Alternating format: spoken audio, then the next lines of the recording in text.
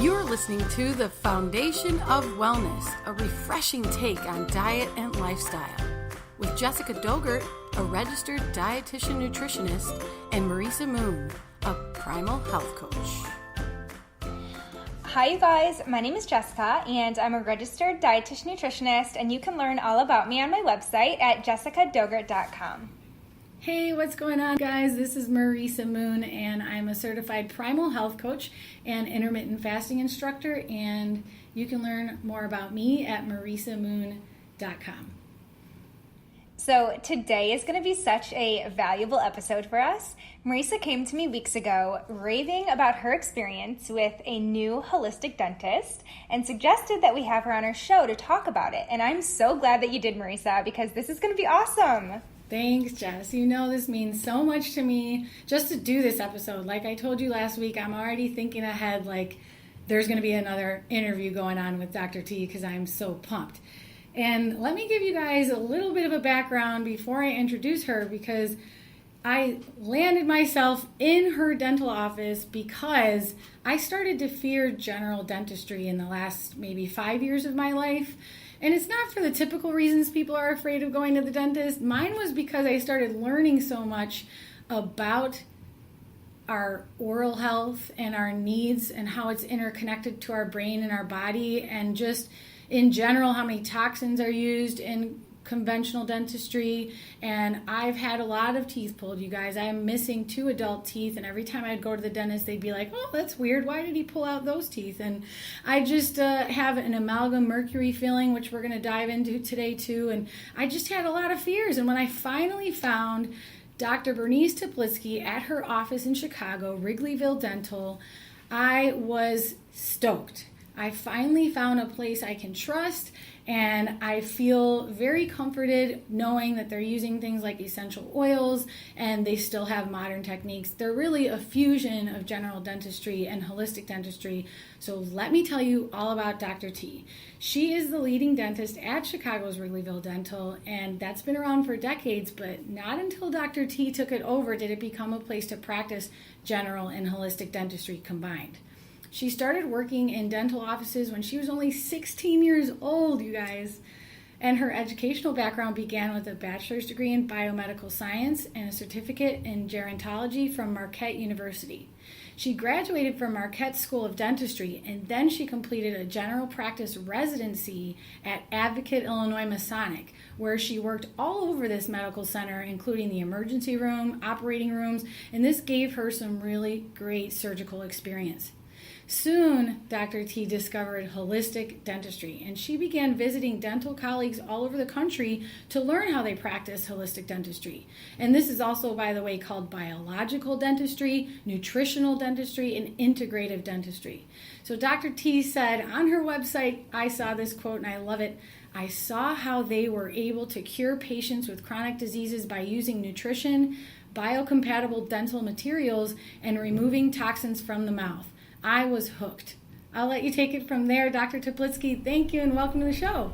Thank you. I am honored to be here, and thanks for having me. I'm excited. Yeah, we're so grateful that you're going to be on the show and talk to us about a lot of good stuff. First, I kind of want to bring up a topic. You have a really compelling reason for finding your way to holistic health and dentistry, and I believe it has something to do with your own exposure to the mercury in silver cavity fillings. Can you tell us about that? Absolutely. So I had my mercury levels measured, as Marisa said. I've been in dentistry since I was 16, so I became a dental assistant at 16 and worked for a dentist who used a lot of amalgam. We would remove it, I would place it, I would help him do many procedures with it, and just I had a lot of exposure working until I got to dental school. And in dental school there were 80 of us in a class, and we sat in what's called a sim lab, which was like a closed environment where we would place amalgams, silver mercury fillings, and remove all of them without any water, without any suction, without any purified air, anything taking out of the room. And slowly your body just doesn't deal with that well. And when I had my mercury levels measured, when I just started off in the whole field of holistic dentistry. I just met a few of the leaders in the field. They convinced me to take this Mercury test. And when I took the test, I actually had the owner of the company call me and say, "What are you doing? Why? You have to start protecting yourself. You have to stop eating fish. You're essentially going to die soon." So he didn't say I was going to die, but he was saying that like the track that you're going and at the age that you are right now, you are going to get very ill very soon. And so he just really made me look at the way that I'm practicing dentistry, and he said, at least protect yourself, learn about how to protect your patients, and that just started me on a journey of, what else do I need to do to protect myself? What do I need to do to detoxify? What do I need to do to help my patients through this as well? Because at this point, I was only a few years out of school, and I knew that if I wanted to practice another 40 years that I wouldn't be able to unless I was healthy. And at this rate, I had some of the symptoms, and I was just I would just kind of persuade myself that I don't have these symptoms because I feel a little like foggy brain, and I just didn't get enough sleep last night. So I'd create a lot of excuses of why I'm feeling the way I am, versus taking a look into the reasons why I'd be feeling tired or fatigued or having memory issues, or I had many issues that, like digestive issues, I had many issues that I was trying to look in other ways or ignoring or overpowering myself to, I'll just get a little bit more sleep, or I'll just, drink another cup of coffee, or I'll just do something else in order to overcome that. And so it was a long journey for me just to understand the whole routes of detoxification and how to protect myself as a dentist and how to protect my patients as we're removing these silver mercury fillings. So these mercury fillings, they cause brain fog and probably depression and anxiety and a lot of digestive issues. So for you, how did you go about that? Did you just do a whole detoxification system for yourself, or did you actually also, obviously you removed them from your mouth too?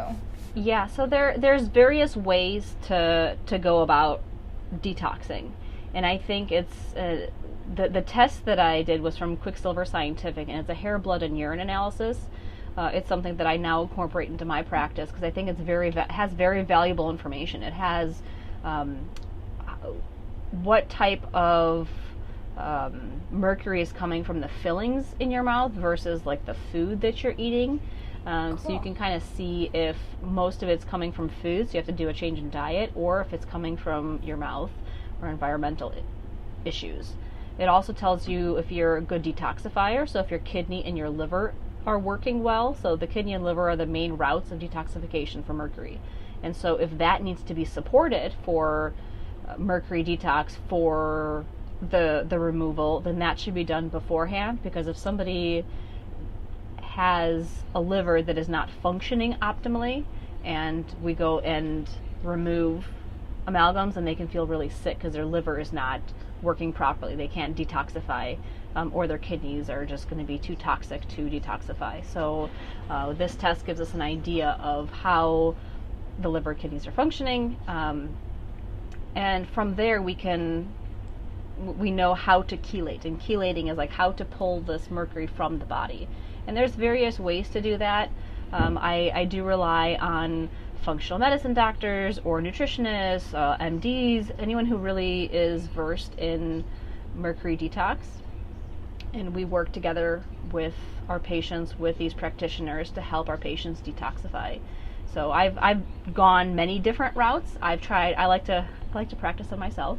So I like to try to find different routes that work for me. So I probably did 3 or 4 types of detoxes to try to figure out what works well for my body. I like to experience what my patients are experiencing. So and it took me a while to detoxify. So it took me several years. And on my journey, I tried different routes. And so I like to have that personal experience as well. I think that's a really good message, though, to tell people that, we kind of want this quick fix. We are like, okay, so I have this high toxicity level in my body, and, I want everything to happen right away, like within a month. But like you said, like it took you years. So it's comforting to know that, it does take a while, but like you can get through it and make it to the other side. Absolutely. Yeah, it does take some time, and some people are quicker than others, and I think it's also really important to work with a practitioner.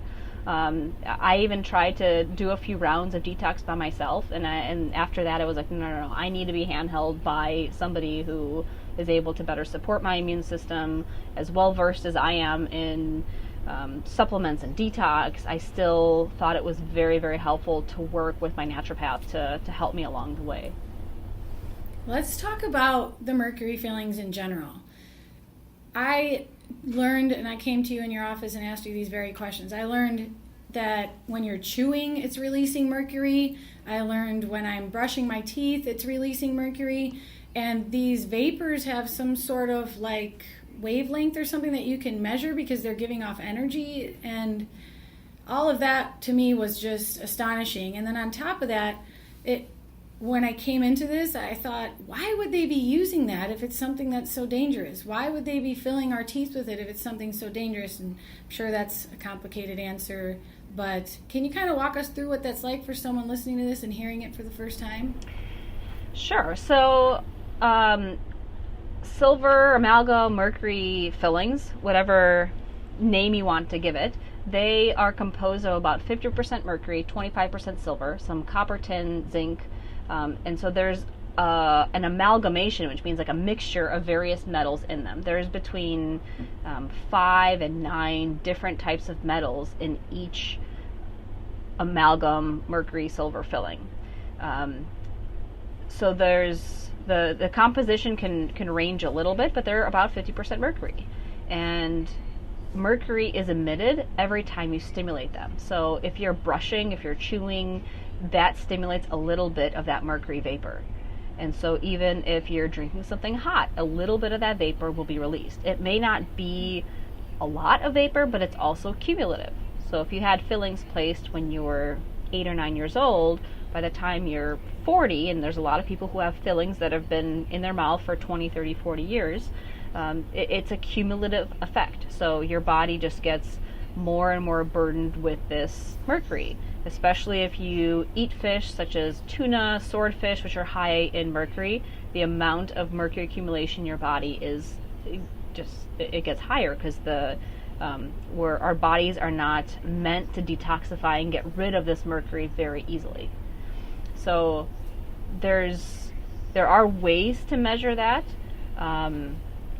and whenever if somebody chooses to remove their silver amalgam fillings, then you do want to do it safely, because once they are removed, a lot of that harmful effect is the vapor that is coming from the tooth.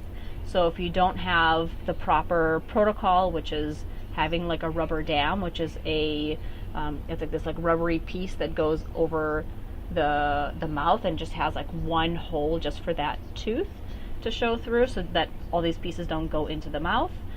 There's a supplemental source of oxygen, so you're not breathing the fumes and you're breathing in a fresh source of oxygen. There's many different types of suctions in the room. There's air purifiers in the room. The patient is totally gowned up because there is splatter that goes everywhere, so it doesn't go into your hair, it doesn't go into everything. The dentist wears a mask. There's different types of masks. We now wear full face shields because there's just splatter that gets everywhere. It'll get into our hair, so we wear a cap, we wear a gown, we really get like suited up. It's really like kind of like hazmat suits that we wear, because it's a toxic chemical. Mercury is a neurotoxin. So why are they using it? Why are they using it? That's a good question. That's a great question. You know what? There's a lot of political reasons why. The American Dental Association is still in support of using it, so they haven't fully banned it. But some of the countries like Norway, Denmark, Sweden, they've banned it from their countries. The European Union have said that the children under the age of, I believe it's either like 16 or 18, should not be using it. Pregnant women should not be having it in their bodies. So there are steps in various countries that have been taken to minimize the use or eliminate the use, and I think the U.S. is just a little bit behind. There's a lot of financial power, political issues behind that. So I'm hoping that we'll catch up soon. But the literature is out there. It's just not really being readily published in American papers. So if somebody's going to the dentist now and they say they have a cavity, what kind of questions should they ask about the filling? One simple question is, what color is it? If it's a metal type filling or a silver filling, many times we don't call them mercury fillings. We're actually not allowed to call them mercury fillings. We can call them silver fillings, we can call them amalgam fillings, but for some reason dentists aren't allowed to call them mercury fillings. I know what the reason is. So if you could ask your dentist, is it a silver filling? Because I don't really want silver in the mouth. I don't want any metal in the mouth. Can I have a composite filling or a tooth colored filling? And most dentists are now placing composite resin fillings or the white fillings. Most dentists are not placing the silver fillings, but there are some that, we were trained that the best, longest lasting fillings are the silver fillings. And so that's how we were trained. So if someone still believes that that's the best for longevity wise, then that's what they're gonna use. So that's one question you can ask for a dentist is, just to request the white filling materials. So for people who do have the silver fillings in and who have had them in for years, do you suggest that they all get them taken out? Like, I know I can think about it right now. My mom and stepdad both have those silver fillings. I practice a form of dentistry that's very unique to each patient. So I don't like the absolutes of every mercury filling should go. Some don't bother the patient, some don't bother the body. So if a patient is not having any symptoms, their tooth is not bothering them, they are healthy and well, they don't have any symptoms, they have no other reason to remove them, then I don't really suggest it, recommend it. But if there is a reason, if the filling is leaking, meaning that if I look at it and there's little fractures all around it, because the silver mercury fillings will actually fracture a lot more than any other filling. We actually see like crazed lines and fracture lines around there. Over the years, these fillings will turn like purplish or bluish, have these little halos around them. And so if I see a sign that the filling is going bad, then yes, I do recommend to replace them. I as a rule, don't recommend for everybody to replace all of their fillings. So can you tell us if you agree with this statement about conventional or general dentistry, and then explain how holistic dentistry is different? So it's conventional medicine and dentistry treat the symptoms instead of the source of the problem or the balances in the body. So this treating of symptoms creates a perpetual loop of appointments, medications, surgeries, scalings, bridges, crowns, and fillings that never question or fix the core underlying causes of the imbalance. Sure, that's kind of a loaded question. I think, so holistic dentistry in general, biological dentistry, integrative dentistry, whatever you want to call it, is really concentrating on the entire whole. It's concentrating on the entire person. It's concentrating on more factors than just the specific tooth that we want to treat. So we look at, where is this tooth located? Is this person a grinder or clencher? Does this person have other medical issues? What is the lifestyle like? What is the food intake? What is the diet like? So there's so many different factors that we need to look at, and it's not just we're looking at the tooth. We're looking at the whole body and the whole system, and is this restoration, this filling, going to last in this body? Is this material that we're going to be placing, is this proper for this body. And it's not specifically, this is the best material in the world, because every material is made out of certain things that are different. We do biocompatibility testing in our office, which is testing for materials that are compatible with a person's specific biochemistry. So I like to compare that to allergies. So if you take a room full of people and everybody gets peanuts, someone's going to be sensitive or allergic to peanuts. So if everybody gets the same filling material or the same bonding agent, then there's going to be a couple people that will react to that material. So that's why customization is very important. That way we can customize the exact material that body can handle. So it's a very unique approach, because everybody's body can tolerate different things. I think for so long we've all thought of the teeth as separate from the rest of the body. And not until I was even introduced to the idea of holistic dentistry did I learn how alive the teeth really are. So this might be a great opportunity for you to walk us through some anatomy of the teeth, because the gums and the saliva have very important roles there, and our root systems have very important roles, and really we need to understand what they're here for, how they're connected to the body, if you would like to get into that a little bit. Sure. You can think of a tooth as its own little organ. So a tooth has a blood supply, it has a lymphatic drainage system, it breathes. So the top of the tooth gets oxygen and nourishment, and the bottom of the tooth is connected to your nerve supply. And so it will drain, it can heal itself. There are ways to have a tooth breathe oxygen and suffocate, in a sense, so it can have decay and it can arrest decay, which means that it can actually stop decay from happening. And so it is a living, breathing organ. Similar to the acupuncture system, where there's like meridians going through, there's something called a tooth meridian chart. On our website, Wrigleyville Dental, under education, there's a tab that is called Tooth Meridian Chart, and you can take a look and either locate a specific tooth that somebody's wondering about, a specific tooth number, or a specific organ system, and they can correlate to that specific tooth.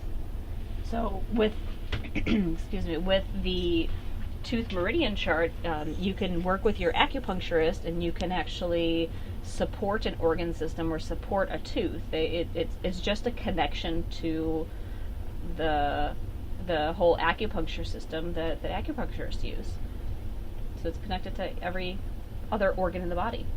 So what happens when we have decay on a certain tooth, and it's like the cavity's so bad, it's been neglected for so long, or we need a crown or a root canal or any kind of like major intervention? How does that affect the rest of the body? Does it affect us in any other ways besides just the tooth? It can affect us in various ways, and I think it really depends on the body, because everybody's body is strong enough or weak enough that they can or cannot deal with a toxin or something that is causing them an imbalance. So I think it really depends on how strong a body is, how strong the immune system is to be able to support something coming in and attacking it, really. So you're saying those procedures are almost like perceived to your body as an attack, something it needs to arm against, or? Pretty much. So if a tooth has decay, and the decay grows inside the nerve of the tooth, then really in dentistry there's unfortunately two options. We can either do a root canal, which is removing the nerve of the tooth, or removing the tooth itself. There's very little wiggle room nowadays or in general with which route to go. The body is either able to handle the stress or not handle the stress from either of these procedures. That's a pretty hot topic, root canals, right now. I think there was a really important documentary taken off of Netflix called Root Cause Dr. Weston A. Price did a ton of work on root canals that inspired several books, like The Root Canal Cover-Up. And I'm not sure if you're familiar with any of these publications or why they're controversial, but can you tell us anything about root canals that you wish was more widely accepted across the field of dentistry? Yeah, so yes, that's definitely a hot topic, and especially when the movie came out a couple months ago, there was lots of questions and lots of people questioning their own health and their own root canals. Like I said earlier, the approach that I take is very subjective. It really is based on the individual human body. And Weston Price did do a lot of work, and he found out in the early 1900s that if you take an extracted, infected root canal tooth and you put that into, I think he was using rabbits, and if you inject that or implant that into a rabbit, that rabbit would actually get the same disease as that person had. And so the theory behind that is that once a person has a root canal, it depresses the immune system. The body has to fight harder to keep it alive. So if we talked about a root canal as a separate organ system, and if we remove the nerve, we're essentially killing that organ. So it's a dead organ. So Dr. Mercola, he actually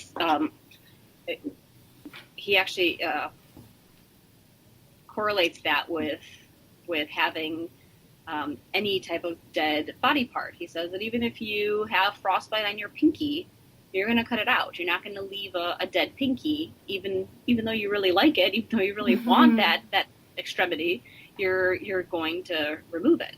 And so the same thing with a tooth. You're not going to really keep a dead tooth because it's just the rest of your body has to work that much harder to keep it alive. So what's worse, the dead tooth being there with no nerve or the tooth being removed? So I think it really depends on several factors.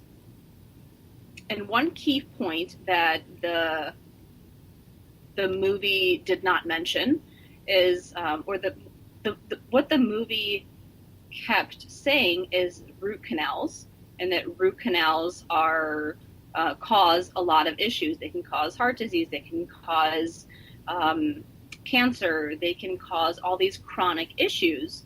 And there's a difference between a root canal. So a root canal is anatomically is the space where the root resides, where the nerve lives. So it could just be a root canal is like the anatomical structure of the root canal. It can also be a root canal therapy, a root canal procedure where you actually remove the nerve of the tooth. You can also have an infected root canal. So the biggest issue is these infected root canals. So a root canal that was done, that was either not cleaned out properly, or one that got reinfected, or one that just never healed. And by taking an x-ray or a three-dimensional x-ray, we're really able to see what is the status of this root. What is the status of how the tooth looks like? And if there is inflammation, if there is infection, then yes, that is definitely a burden to the body. An infected root canal should be dealt with either retreating the root. So if some people just don't want to have teeth taken out, they can retreat the root canal. And by retreating the root canal, there's definitely more of a chance to have it reinfected at another time. The other option is really just to get the tooth taken out.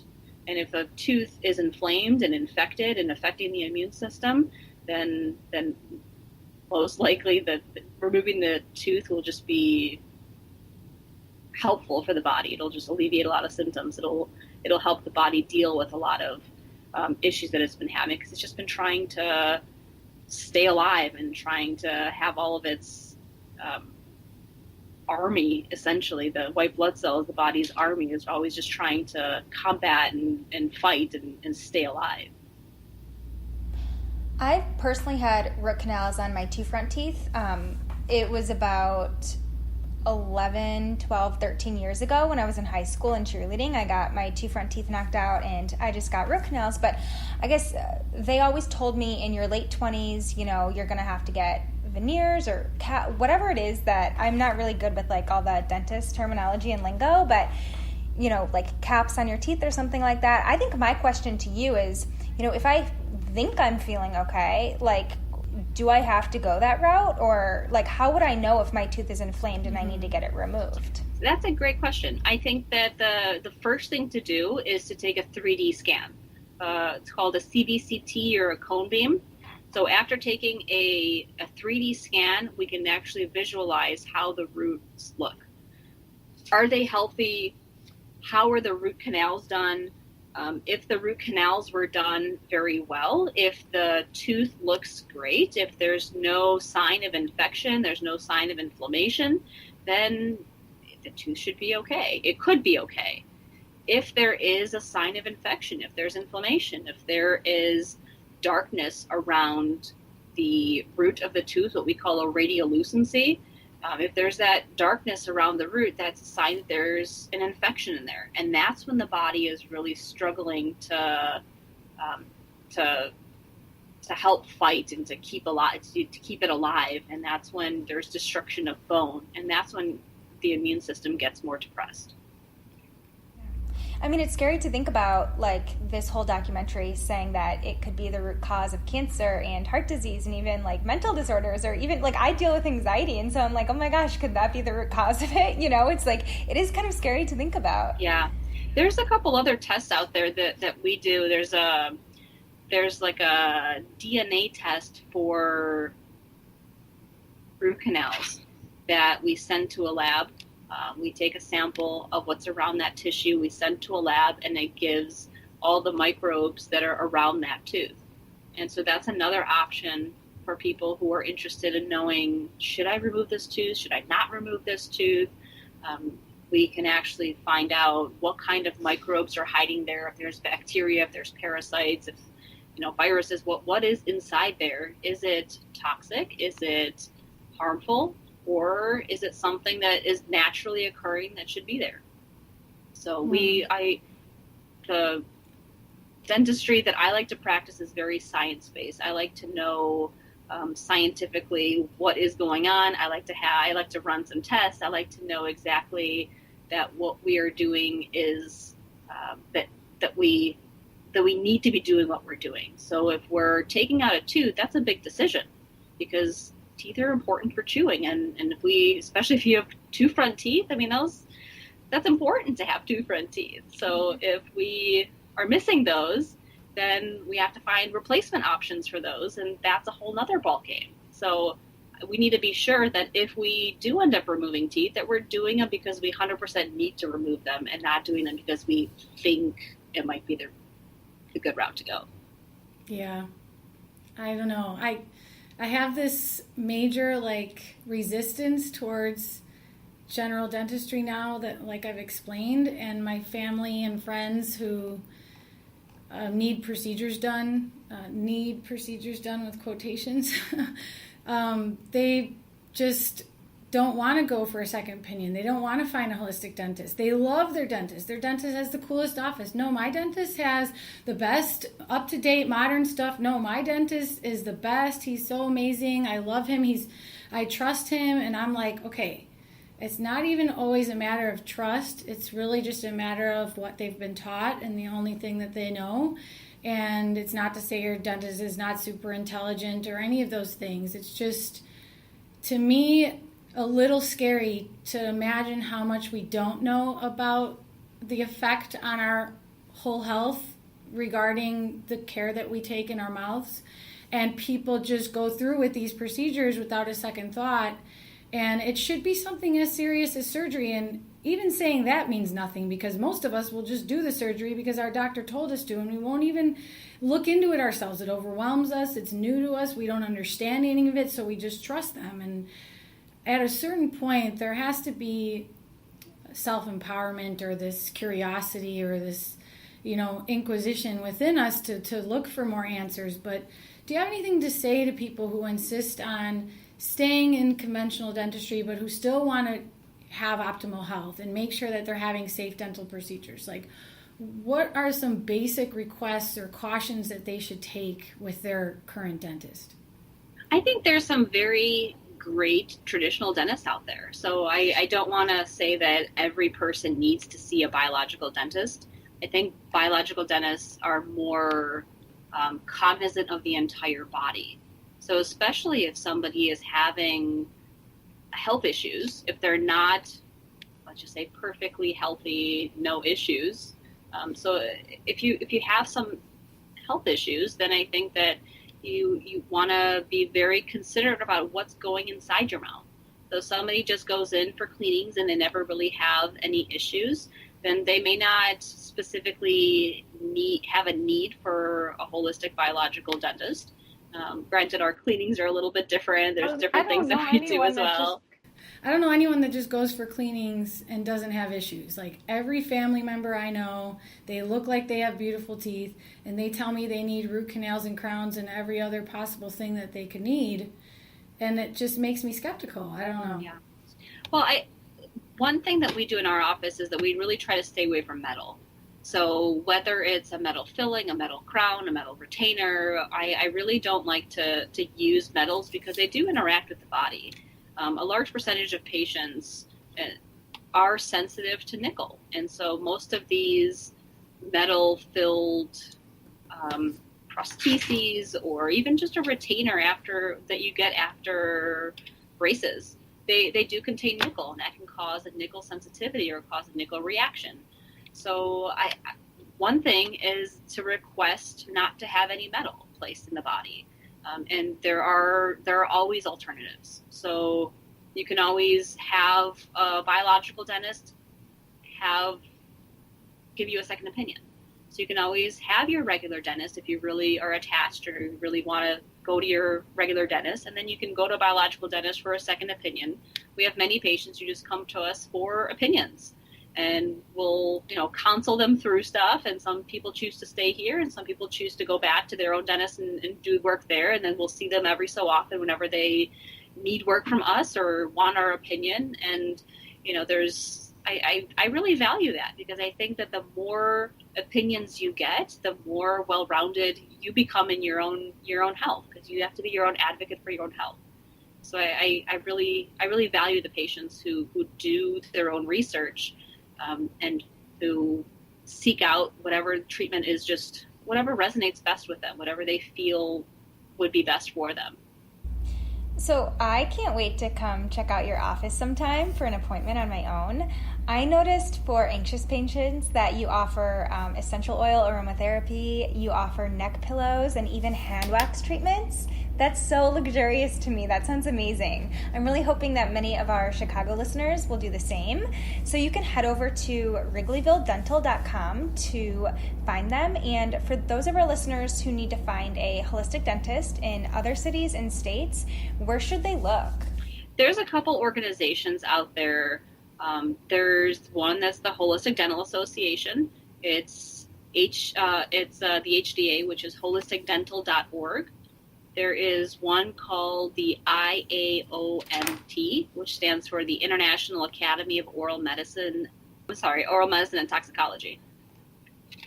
The other is IABDM.org, the International Academy of Biological Dental Medicine. And so those are really the three holistic dental organizations that concentrate on toxicity. Many of them are trained in safe amalgam removal. That's something else that somebody can ask their dentist if they're about to remove a silver filling, to ask them if they are using the IAOMT protocol to remove amalgams, because all dentists who are IAOMT certified, or it's called SMART certified, they are trained to remove the silver fillings properly and to help patients protect themselves. So those are the three organizations that I would recommend. There's usually a web search button and find a dentist in your area button. Cool. Awesome. Thanks for that info. Those are helpful.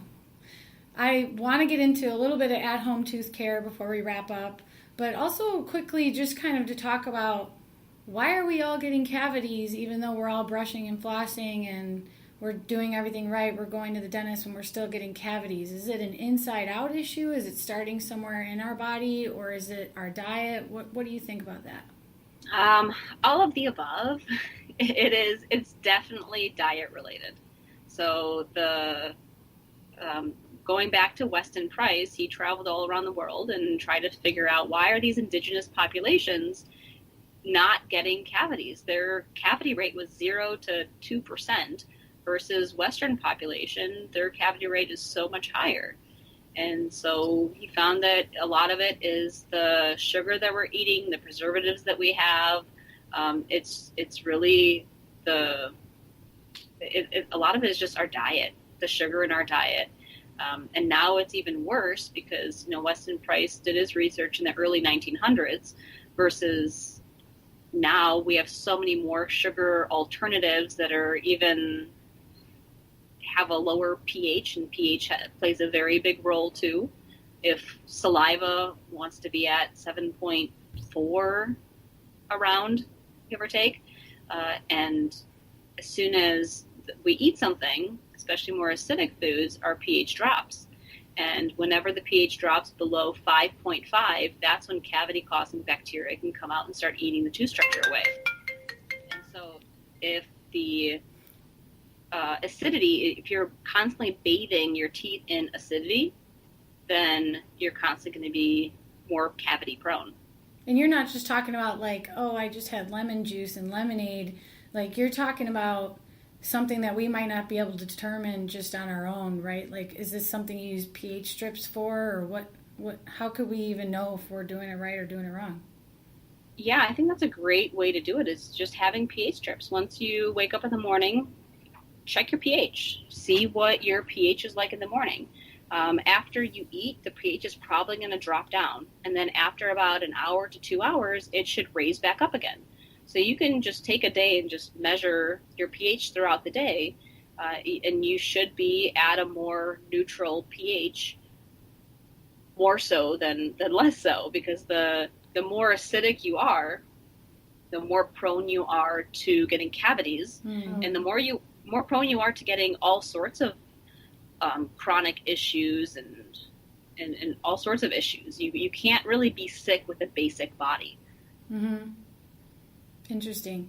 And the saliva plays a really important role there of maintaining a proper pH, right? That's one of my issues because I get dry mouth a lot, and I was telling you I think that's why I have cavities. So even though I am trying to eat the cleanest diet and all whole foods and everything, I'm still struggling. So I think it's a big reason. The saliva is a big reason.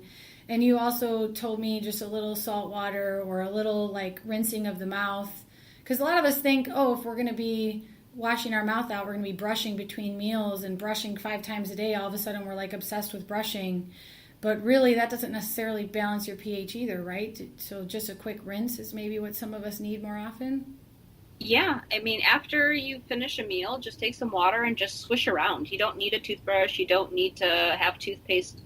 Just swish with some water, and that eliminates any of the debris that's on your teeth, and that in and of itself will help tip that pH scale and eliminate any of the debris that will sit on the teeth and cause decay.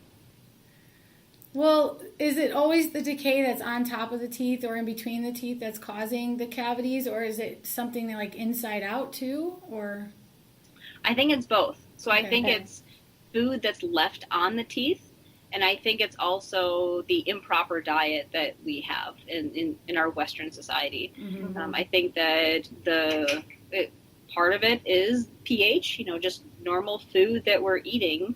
A lot of stuff is, we're eating a lot of packaged food as a society. We're eating a lot of food that is not very healthy for us, and the body doesn't really know what to do with it.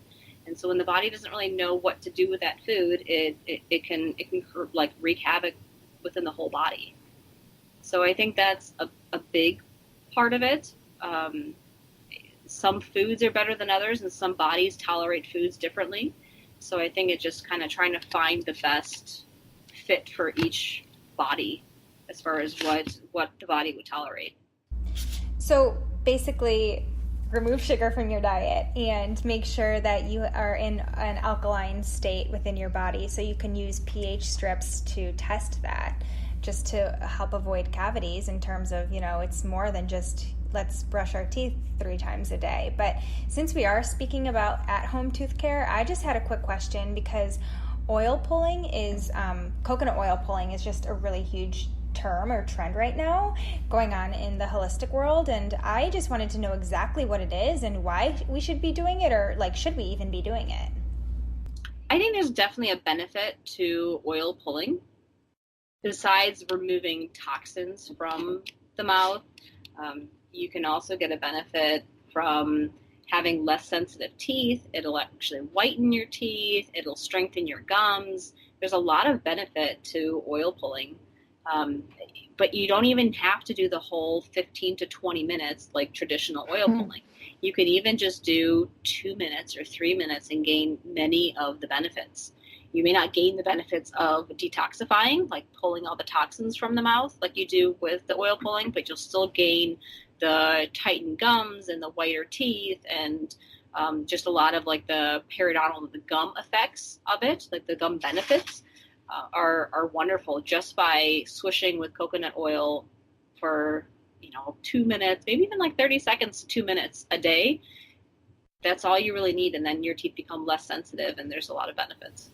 Why does it work? Why particularly coconut oil? If we're just talking about helping your teeth right now and your gums, why does it work? Coconut oil is actually antibacterial, and it'll actually cover up the tubules that are inside the tooth. So there's medicinal properties within the coconut itself, the coconut oil. Well, I guess it's time to wrap up. I'm sure there's plenty more that we could ask about. Just before I close out, is there anything else that you wanted to ask Dr. T? No, but I hope that we can have you on a second time so we could just dig deeper into more holistic dentistry, because I'm so intrigued by everything that you're talking about. Wonderful. Yeah, absolutely. Are there any particular books or resources? Thank you for those website recommendations so people can find a holistic dentist. But are there any places to learn that you find you send your clients to learn more about this? Those 3 organizations have a lot of resources, especially the IAOMT. They do a lot of research, and they've published a lot of research, and they post it on their website. And so they are a great resource. Anybody who hasn't read Weston Price's work, that is a real eye-opener. There's a book called The Dental Diet, which is great. Similarly, there's one that's called Cure Tooth Decay, which is great. I'm going to read both of those. I would start with those, because those are great foundations of general wellness. And I think that we can tell a lot by the health of the mouth. It is the gateway for the body. So if the mouth is healthy, then the rest of the body has a better chance of being healthy. Awesome. Well, apparently I'm dying, but hopefully you can help save my life. I feel okay, but there's a lot going on in there, and I'm glad I found you guys who can help me out. And I know they look pretty on the outside, but there's just still a lot to work on. They do look very pretty. They're nice and white. I am going to get my amalgam filling removed. You gave me an option, but it is old, and a lot of my fillings are really old, and they're just not really looking too strong. And so it's time to replace some of those with their composite materials that you recommended. And I feel a lot safer already going that route. I'm happy to have you in my life, Dr. Oh, thank you. We will fix you all up. Okay, awesome. Well, thank you so much for coming on. We appreciate it. Thank you, guys.